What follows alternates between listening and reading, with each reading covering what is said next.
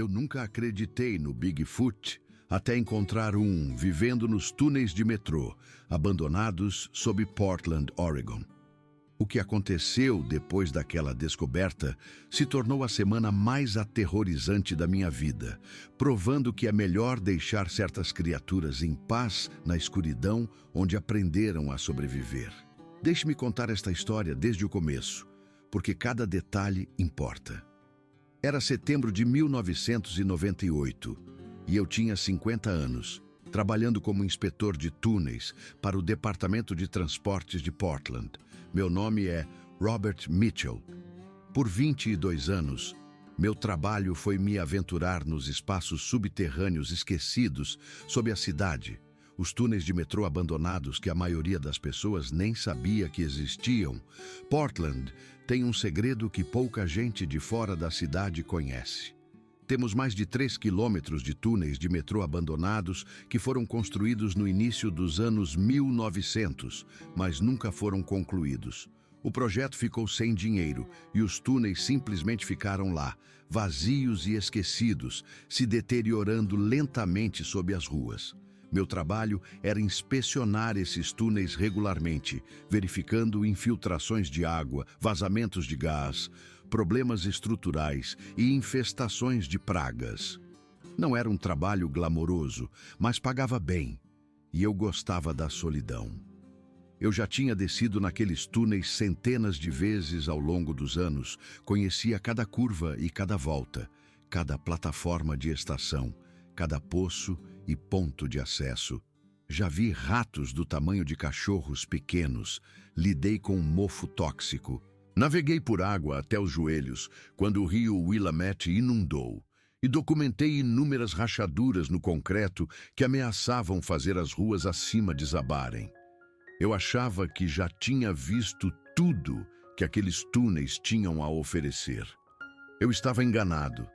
O problema começou na terça-feira, 15 de setembro de 1998. Lembro-me da data porque foi um dia depois do aniversário de 25 anos da minha filha, Sarah. Passei a noite de segunda-feira no apartamento dela, no Pearl District, comemorando com bolo, vendo-a soprar as velhinhas e ouvindo-a falar sobre sua nova promoção na livraria onde trabalhava. Eu estava orgulhoso dela. Orgulhoso por ela ter construído uma vida boa para si mesma, depois que a mãe dela e eu nos divorciamos 8 anos antes. Naquela manhã de terça-feira, me apresentei ao escritório do Departamento de Transportes no centro da cidade às 6 da manhã. Como sempre, meu supervisor, Tom Brennan, um homem robusto com cabelos grisalhos e uma expressão perpetuamente preocupada, me entregou minha folha de tarefas e a prancheta de inspeção. "Tenho um serviço prioritário para você hoje, Robert", disse ele, tomando um gole de uma caneca de basquete do Trail Blazers cheia de café. "Temos recebido reclamações de moradores da Morrison Street sobre barulhos estranhos vindo do subsolo, estrondos, batidas, esse tipo de coisa. Podem ser problemas estruturais ou podem ser moradores de rua acampando lá embaixo de novo. De qualquer forma, a prefeitura quer que isso seja verificado." "Qual seção?" E perguntei, revisando a papelada. "Seção 7, perto da antiga estação Riverside. Você conhece a área?" Eu assenti. A seção 7 era uma das partes mais profundas do sistema de túneis, cerca de 18 metros abaixo do nível da rua. A estação Riverside tinha sido uma das paradas planejadas na linha de metrô que nunca existiu. Ainda tinha a plataforma original, completa com azulejos de cerâmica e bancos de ferro que agora estavam cobertos de ferrugem e grafites de exploradores urbanos, que ocasionalmente encontravam um jeito de descer até lá. "Sim, conheço. Não passo por lá há uns 3 meses. Da última vez tinha alguma infiltração de água de um bueiro, mas nada sério." "Bem, verifique tudo minuciosamente", disse Tom. "As reclamações vêm chegando há 2 semanas, principalmente à noite, entre 10 da noite e 2 da manhã. As pessoas estão preocupadas." Eu juntei meu equipamento: lanterna reserva, detector de gás, máscara respiratória, capacete, corda, kit de primeiros socorros, câmera e meus formulários de inspeção. Também peguei minha marmita, que continha 2 sanduíches de peru, uma garrafa térmica de café e um saco de batatas fritas. Eu esperava ficar lá embaixo a maior parte do dia. O ponto de acesso para a seção 7 era através de um portão trancado na 3ª Avenida, escondido atrás de uma barreira de construção que estava lá há tanto tempo que, se tornara parte da paisagem urbana, ninguém mais prestava atenção nela. Destranquei o portão com minha chave mestra, entrei e tranquei-o atrás de mim. A descida para os túneis era sempre a mesma, uma escada de metal aparafusada no concreto, levando para uma escuridão que minha lanterna só conseguia penetrar parcialmente. O ar mudava enquanto eu descia, tornando-se mais frio e úmido, carregando aquele cheiro subterrâneo característico de concreto molhado, terra e decomposição. Quando cheguei ao fundo, 9 metros abaixo da rua, eu podia ouvir os sons abafados do trânsito acima, reduzidos a um estrondo distante. Liguei minha lanterna e comecei a caminhar para o leste em direção à seção 7. O túnel tinha cerca de 4,5 metros de largura e 3,6 metros de altura, com paredes de concreto curvas manchadas por depósitos minerais e manchas de mofo. Minhas botas chapinhavam em poças que nunca secavam completamente, e eu podia ouvir o guincho dos ratos fugindo da minha luz. Este era o meu mundo, o meu domínio. Eu andava por esses túneis 2 vezes por semana há mais de 2 décadas. A escuridão não me incomodava mais. O isolamento não me incomodava. Aqui embaixo eu estava no controle. Levei cerca de 20 minutos para chegar à área da estação Riverside. O túnel se abria para uma câmara maior onde a plataforma da estação se encontrava, uma estrutura de concreto que se erguia cerca de 1,20 m acima do chão do túnel. Os azulejos originais ainda eram visíveis em alguns lugares. Cerâmica de cor creme com detalhes em verde, bem art deco, bem do início dos anos 1900. Alguém tinha pichado "Abandonai toda a esperança" em uma parede com tinta vermelha, o que eu havia documentado em um relatório anterior. Subi na plataforma e comecei minha inspeção, verificando o teto em busca de rachaduras, testando a presença de gás com meu detector, documentando danos causados pela água com minha câmera. Tudo parecia normal a princípio, a deterioração usual, os problemas de sempre, nada que explicasse barulhos estranhos que assustavam os moradores 18 metros acima da minha cabeça.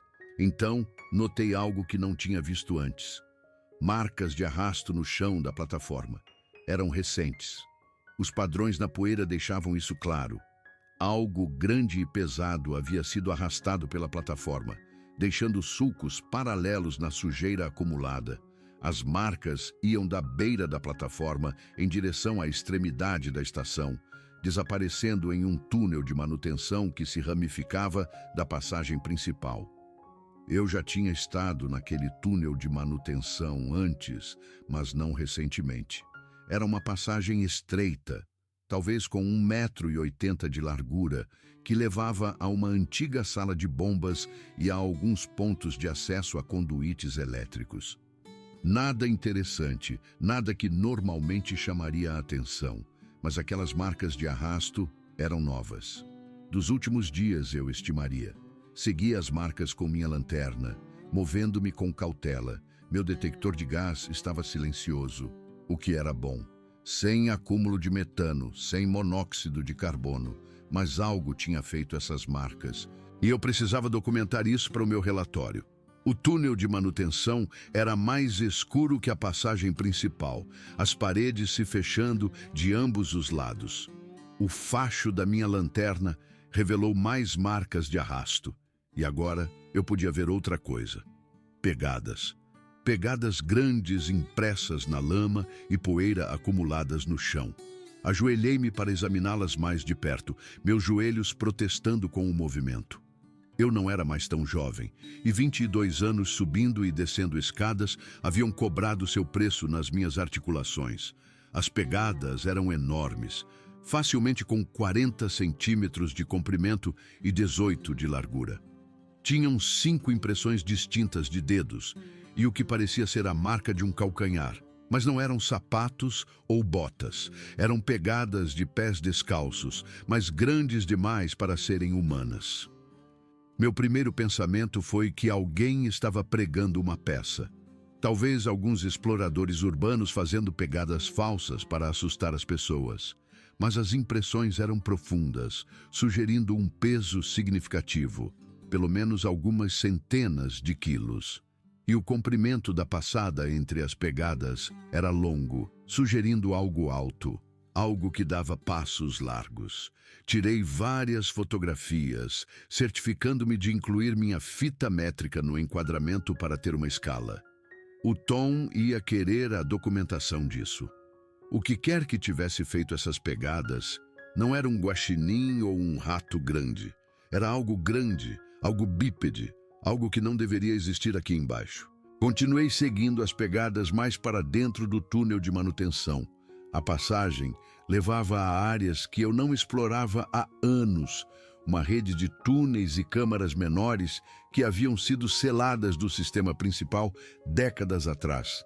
Mas os selos haviam sido quebrados, os velhos portões de metal arrombados, os cadeados enferrujados e inúteis. Alguém ou alguma coisa vinha usando essas passagens regularmente. As pegadas me levaram por um labirinto de túneis interligados, cada um me levando mais para o subsolo, mais longe da superfície, mais longe de qualquer rota de fuga fácil. Após cerca de 15 minutos de navegação cuidadosa, o túnel feito pelo homem de repente se abriu para algo completamente diferente. Um sistema de cavernas naturais que se cruzava com as passagens construídas. Uma característica geológica que os engenheiros originais devem ter encontrado durante a escavação e simplesmente contornado. A caverna era enorme, uma câmara com facilmente 12 metros de diâmetro e 6 de altura, com estalactites pendendo do teto como pingentes de gelo de pedra e um riacho subterrâneo correndo ao longo de uma parede, criando um som murmurante constante que ecoava pelas paredes. E lá no fundo da caverna eu vi uma espécie de ninho, construído com um cuidado surpreendente a partir de materiais recolhidos da superfície. Cobertores velhos, alguns ainda com padrões reconhecíveis, caixas de papelão achatadas e encamadas para isolamento, lonas plásticas esticadas sobre uma estrutura improvisada, retalhos de tecido entrelaçados como uma tapeçaria rústica. Havia embalagens de comida espalhadas, principalmente de restaurantes de fast food. McDonald's, Burger King, Taco Bell, latas vazias de feijão e sopa, garrafas plásticas que um dia contiveram água ou refrigerante. Alguém ou alguma coisa estava vivendo aqui há um bom tempo, coletando suprimentos da superfície, trazendo-os para este santuário escondido. Mas o que mais me chocou foi o tamanho de tudo. O ninho não foi construído para um humano. A área da cama tinha pelo menos 2,40 metros de comprimento e 1,20 metros de largura, projetada para algo muito maior do que qualquer pessoa. Os cobertores, quando os examinei mais de perto, mostravam sinais de um peso tremendo, comprimidos e gastos em padrões que sugeriam um corpo muito maior e mais pesado que o meu. Foi quando eu ouvi um som vindo do fundo da caverna, das sombras que minha lanterna não conseguia penetrar. Uma vocalização baixa e retumbante que não era bem humana, mas também não era bem animal. Tinha uma qualidade musical, quase como um canto gutural, mas mais profundo, mais ressonante, com harmônicos que pareciam vibrar no meu peito. Meu coração martelava contra minhas costelas. Cada instinto, cada mecanismo de sobrevivência aprimorado ao longo de milhões de anos de evolução, gritava para eu correr. Mas eu não conseguia me mover. Fiquei paralisado, pregado no lugar, o facho da minha lanterna tremendo enquanto eu tentava localizar a fonte do som. Então eu vi movimento nas sombras. Algo grande estava se mexendo na escuridão, além do alcance da minha luz. Algo tão massivo que seu movimento criava correntes de ar que eu podia sentir no meu rosto. Eu deveria ter corrido.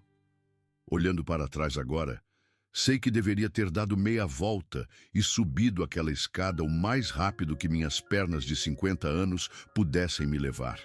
Eu deveria ter chamado reforços pelo rádio, selado a entrada, feito qualquer coisa, exceto ficar ali parado como um idiota esperando para virar uma estatística em alguma lenda urbana. Mas algo me deteve. Talvez tenha sido a curiosidade.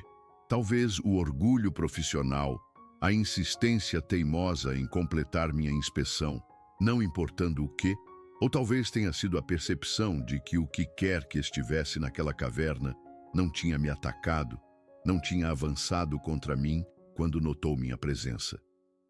Estava observando, esperando, tão assustado comigo quanto eu estava com ele. Tomei uma decisão que provavelmente salvou minha vida. Baixei lentamente minha lanterna, apontando-a para o chão em vez de para a escuridão. Uma oferta de paz, por assim dizer. Uma forma de dizer que eu não era uma ameaça. Eu não vou te machucar, eu disse baixinho, tentando manter minha voz firme, apesar do medo que corria em minhas veias. Estou apenas fazendo uma inspeção. Eu não sabia que tinha alguém morando aqui. Não estou aqui para causar problemas. Por um longo momento, nada aconteceu.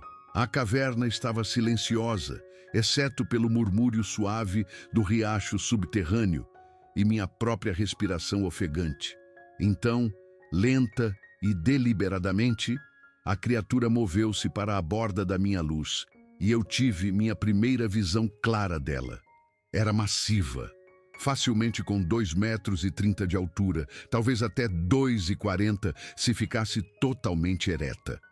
O corpo era coberto por um pelo marrom avermelhado, espesso e emaranhado, sujo de anos de vida subterrânea. O pelo era mais longo nos braços e nas costas, mais curto no peito e no rosto, criando um padrão que era quase deliberado, quase arrumado. O rosto foi o que mais me chamou a atenção. Era uma mistura perturbadora de macaco e humano. Algo que não deveria existir, de acordo com todos os livros de biologia que eu já tinha visto. A arcada superciliar era pronunciada, pesada e protetora, lançando sombras sobre olhos que refletiam o facho da minha lanterna com um brilho âmbar, como os olhos de um gato, mas maiores, mais inteligentes.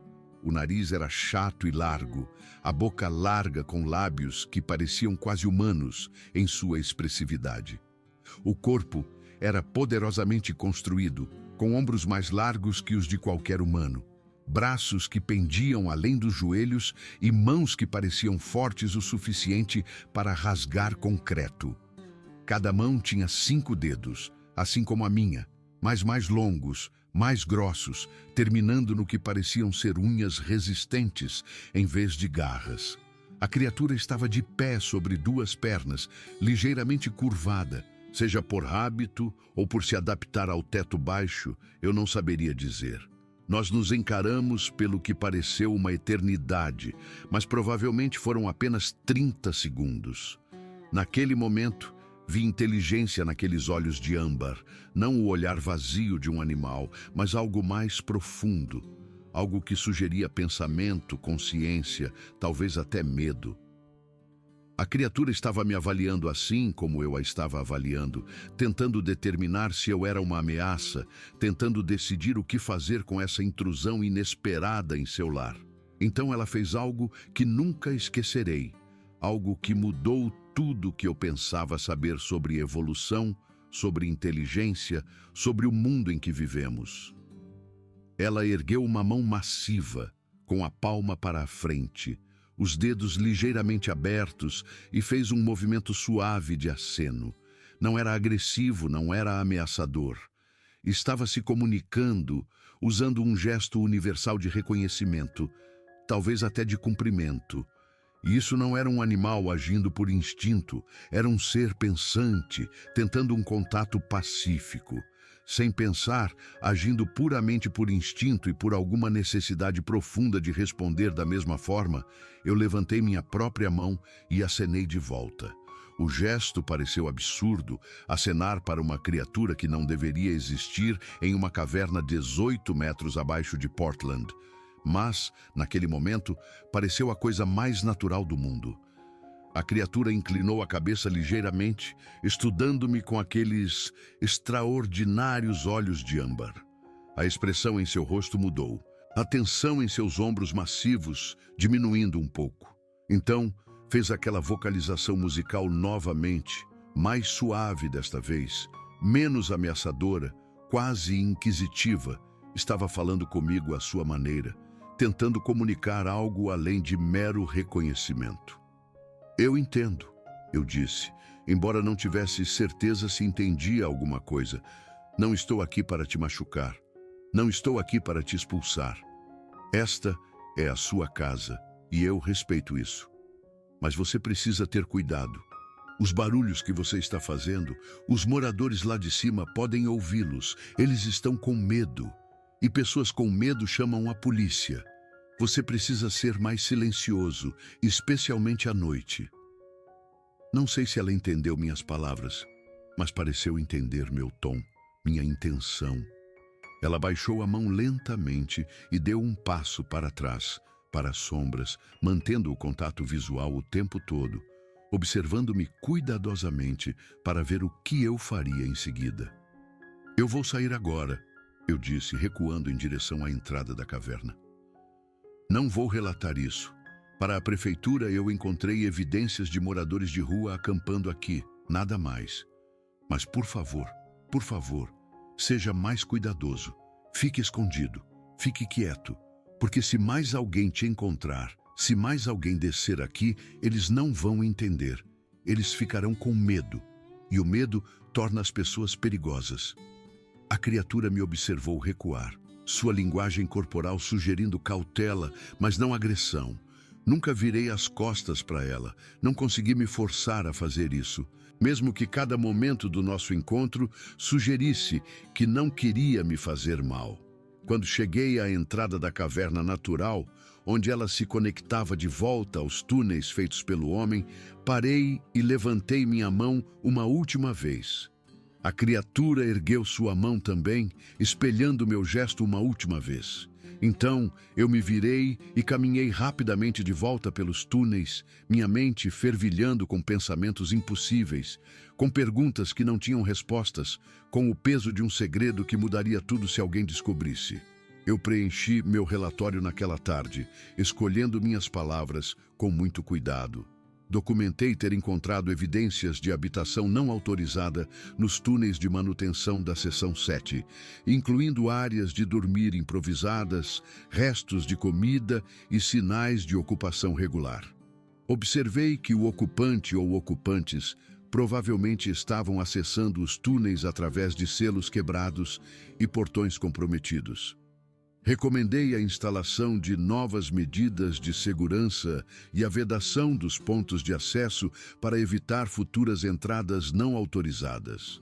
Não fiz menção a pegadas enormes, nenhuma menção a uma criatura que desafiava a explicação científica. Nenhuma menção a um ser inteligente vivendo na escuridão sob nossos pés. Tom aceitou o relatório sem questionar, aliviado por não haver problemas estruturais que exigiriam reparos caros ou trabalho de emergência, moradores de rua de novo. Ele suspirou. Vamos mandar trocar os portões na próxima semana. Bom trabalho, Robert. Minucioso como sempre. Eu assenti e fui para casa, carregando o peso do meu segredo como um fardo físico. Por 3 dias, tudo pareceu normal. Continuei minhas inspeções regulares em outras seções do sistema de túneis, evitando cuidadosamente a seção 7. Eu dizia a mim mesmo que tinha feito a coisa certa, que a criatura merecia ser deixada em paz, que alguns mistérios era melhor que permanecessem sem solução. Tentei me concentrar no meu trabalho, na minha vida, em qualquer coisa, exceto naqueles olhos de âmbar me observando na escuridão. Mas eu não conseguia parar de pensar naquilo. Não conseguia parar de me perguntar o que era, de onde tinha vindo, há quanto tempo vivia sob a cidade. Então, na sexta-feira à noite, às 10h30, meu telefone tocou. Eu estava sentado no meu pequeno apartamento no sudeste de Portland, assistindo a um jogo dos Mariners na televisão e tomando uma cerveja. Quando vi o número de Tom no identificador de chamadas, soube imediatamente que algo tinha dado errado. Tom nunca ligava fora do expediente, a menos que fosse uma emergência. "Robert, temos uma situação", disse ele sem rodeios, sua voz tensa de estresse. "Alguns exploradores urbanos invadiram os túneis esta noite. Um grupo de universitários em busca de aventura. Um deles está desaparecido. Os amigos dele dizem que algo os atacou no escuro, algo grande. Eles correram e ele não conseguiu sair.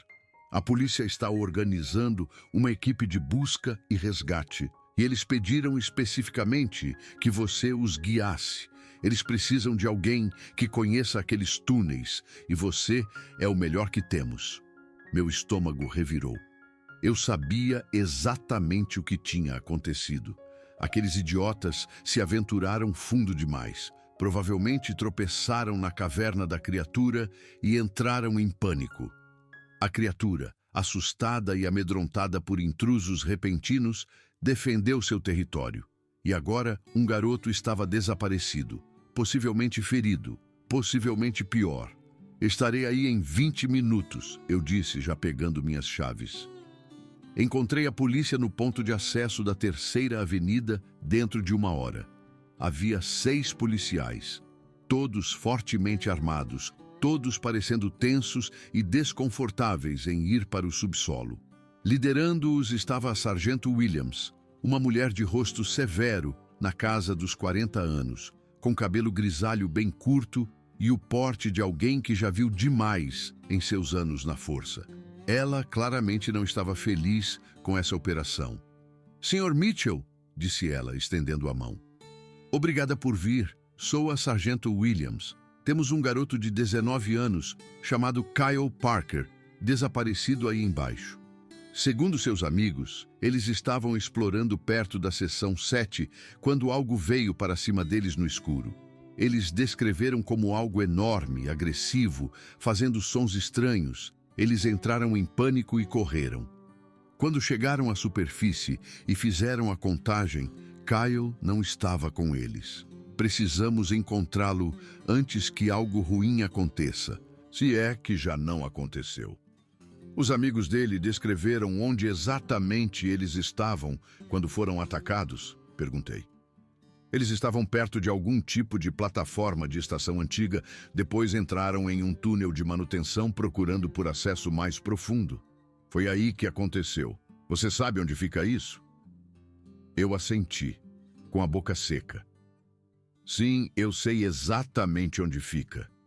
Deixe-me pegar meu equipamento. Descemos para os túneis às 11h15 da noite. Nossas lanternas criando uma esfera de luz em movimento na escuridão onipresente. Os policiais estavam nervosos. Eu podia ver no modo como seguravam suas armas, como suas luzes saltavam de sombra em sombra, como se assustavam com cada som de água pingando ou ratos correndo. Movemo-nos pela passagem principal em direção à seção 7. E a cada passo, mais perto daquela caverna, meu pavor aumentava. Quando chegamos à entrada da caverna, pude ouvir algo lá dentro. Uma respiração pesada, rápida e ofegante.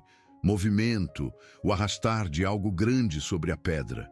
Um gemido baixo que poderia ser humano ou outra coisa, distorcido pela dor e ecoando nas paredes da caverna. "Kyle!"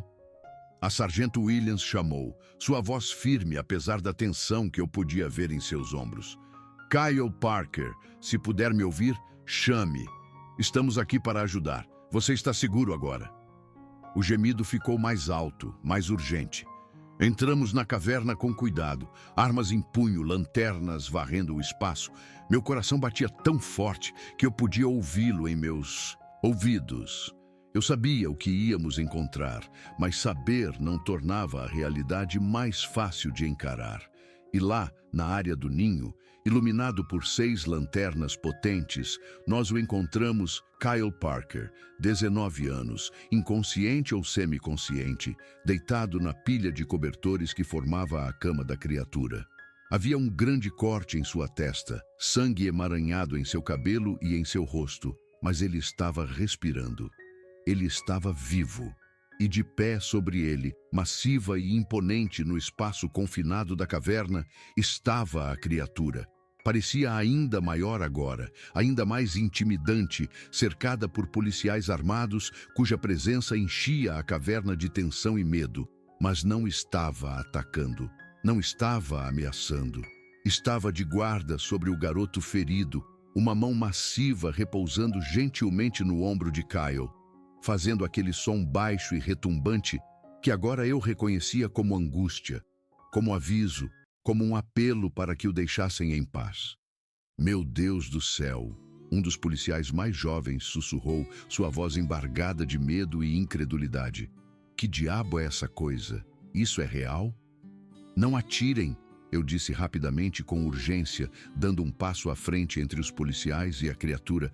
Por favor, não atirem. Não está atacando ele. Olhem para ela. Olhem de verdade. Está protegendo ele. Kyle provavelmente caiu e bateu a cabeça. E a criatura o manteve seguro, o manteve aquecido. Não é uma ameaça. Mas minhas palavras vieram tarde demais, perdidas no momento de pânico e medo. Um dos policiais mais jovens, um garoto que não devia ter mais de 25 anos, com o dedo já no gatilho, viu apenas um monstro ameaçando uma vítima indefesa. Ele atirou.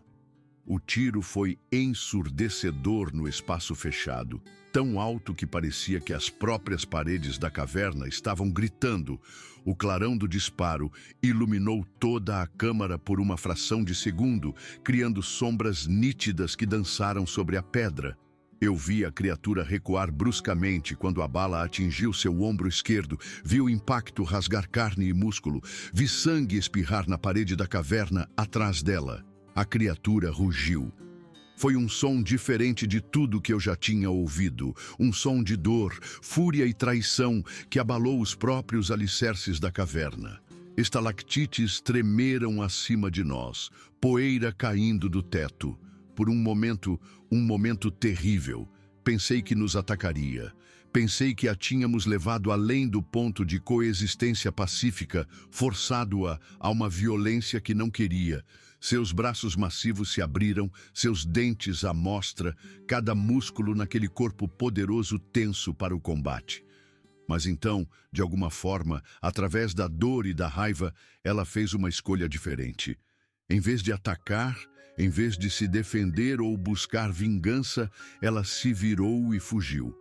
Ela desapareceu nas passagens mais profundas do sistema de cavernas, movendo-se com uma velocidade surpreendente, apesar do ombro ferido, deixando um rastro de gotas de sangue no chão de pedra que brilhavam em vermelho sob os fachos de nossas lanternas. O som de seu movimento desapareceu à distância, engolido pela escuridão infinita das passagens subterrâneas. Tiramos Kyle de lá o mais rápido e cuidadosamente que pudemos.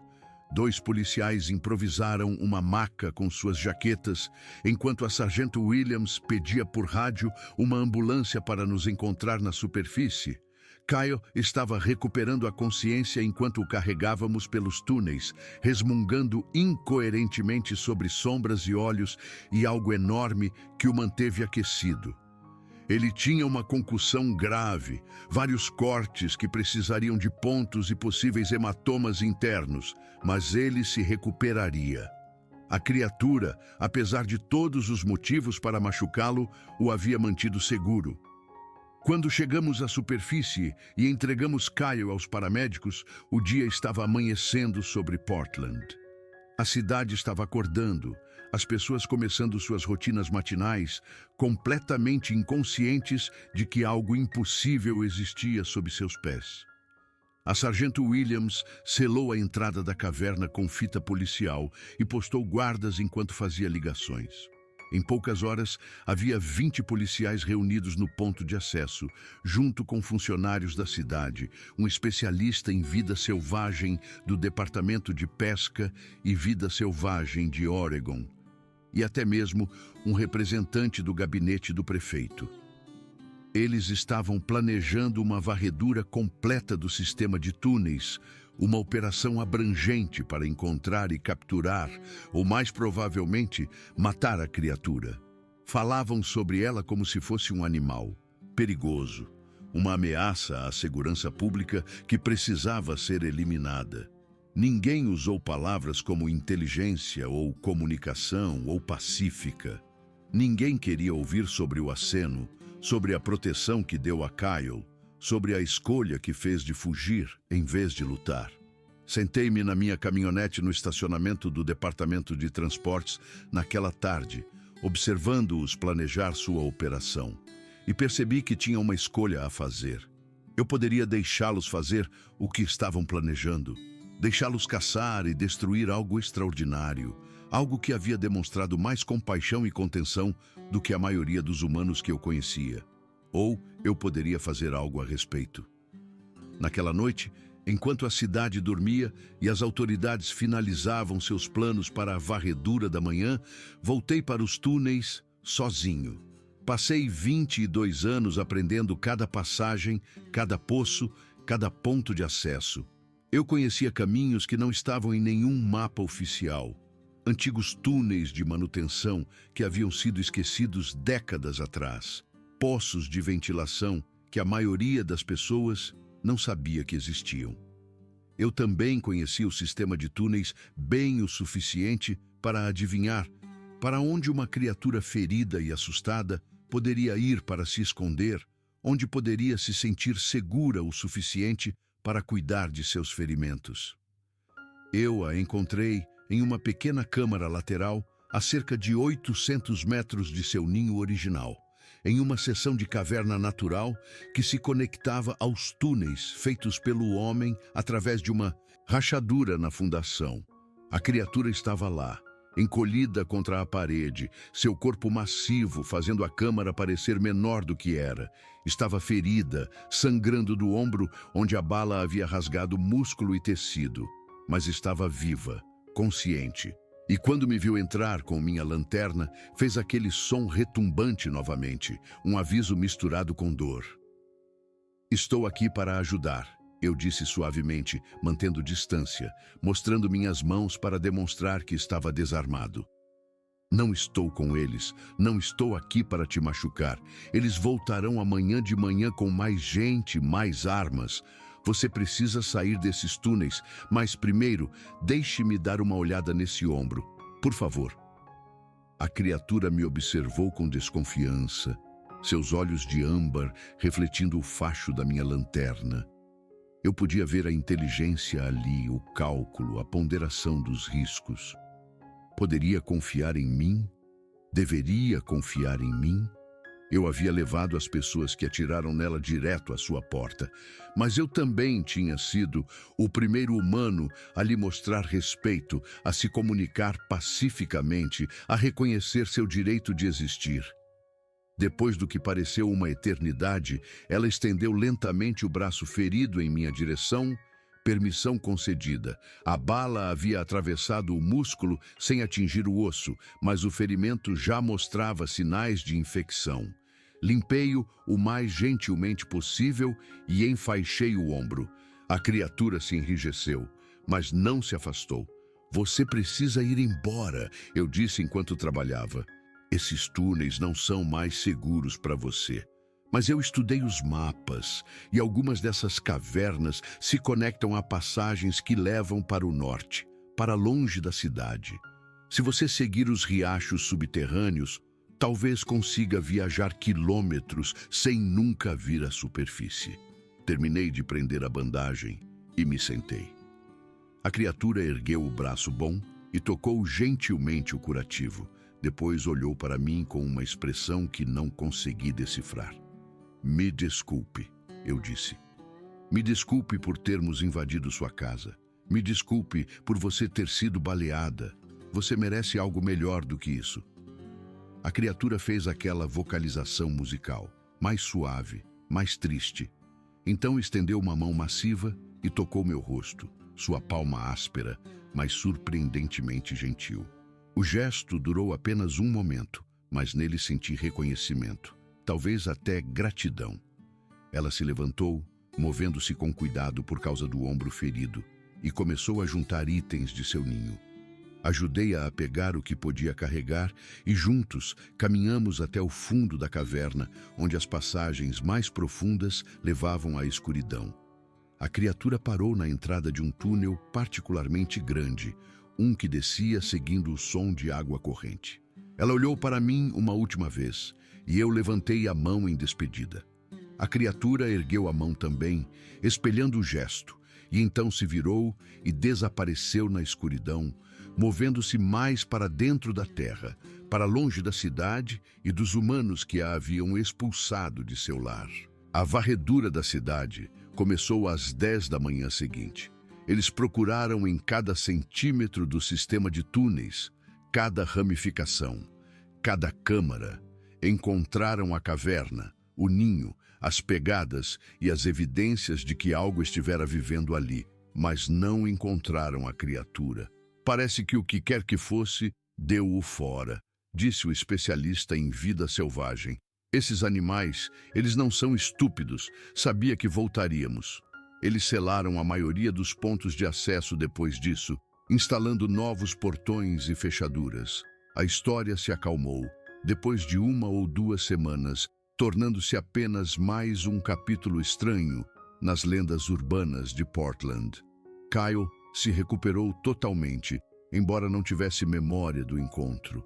O policial que atirou na criatura pediu um trabalho administrativo depois. Ele me disse que tinha pesadelos com aqueles olhos o encarando na escuridão.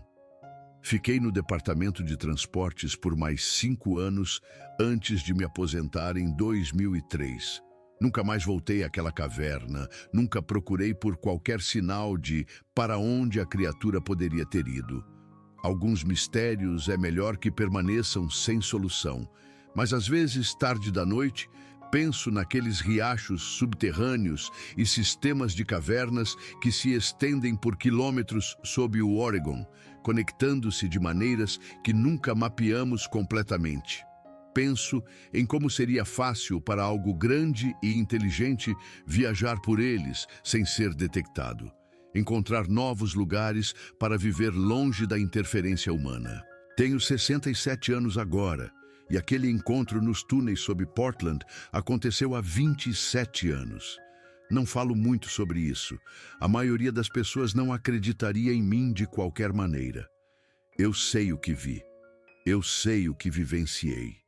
E sei que em uma manhã de setembro de 1998, ajudei a salvar algo extraordinário, algo que existia nos espaços entre nossa compreensão do mundo, algo que merecia proteção em vez de medo e violência. Os túneis de metrô abandonados ainda estão lá sob Portland, ainda selados, ainda esquecidos pela maior parte da cidade acima. E às vezes me pergunto se outra criatura como a que conheci encontrou seu caminho até lá. Espero que não. Espero que tenham aprendido a ficar longe das cidades, dos humanos, do perigo que representamos. Mas se houver uma lá embaixo, escondida na escuridão, vivendo silenciosamente nos espaços que esquecemos, espero que permaneça segura. Espero que continue escondida, porque algumas coisas devem permanecer como mistérios. Algumas criaturas merecem existir além do nosso conhecimento, além do nosso controle, além da nossa necessidade de catalogar e explicar tudo o que encontramos. Essa é a minha história. Foi isso que aconteceu em setembro de 1998 sob as ruas de Portland, nos túneis abandonados onde uma criatura que não deveria existir fez seu lar antes de seguir para um lugar mais seguro. Um lugar selvagem, um lugar onde nunca a encontraremos. E é exatamente assim que deve ser.